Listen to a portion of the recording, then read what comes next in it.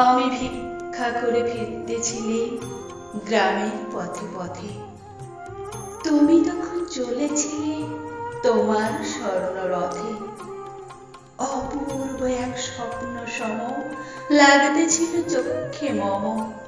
কি বিচিত্র শোভা তোমার, কি বিচিত্র সাজ। আমি মনে ভাবতেছিলাম, এ কোন মহারাজ। আজ শুভক্ষণ রাত পোহালো, ভেবেছিলেন তবে আজ আমারে দ্বারে দ্বারে ফিরতে নাহি হবে।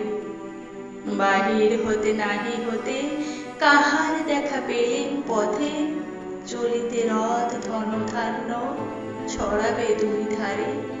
মুঠা মুঠা কুড়িয়ে নেব, নেব ভারে ভারে। দেখি সহসা রথ থেমে গেল আমার কাছে এসে।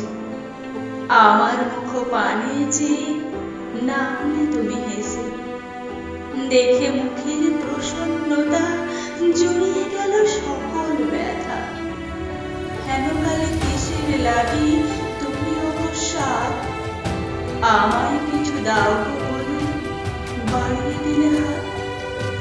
মরি একই কথা রাজা ধীরাজ, আমায় দাও গো কিছু। শুনে ক্ষণকালের তরে রইনু মাথা নিচু। তোমার কি বা অভাব আছে এ ভিখারি ভিক্ষুকের কাছে? হে কেবল কৌতুকের বশে আমায় প্রবঞ্চনা। ঝুলি হতে দিলেম তুলে একটি ছোট কণা। যবে পাত্রখানি ঘরে এনে উজাড় করি, এ কি ভিক্ষা মাঝে একটি ছোট সোনার কণা দেখি।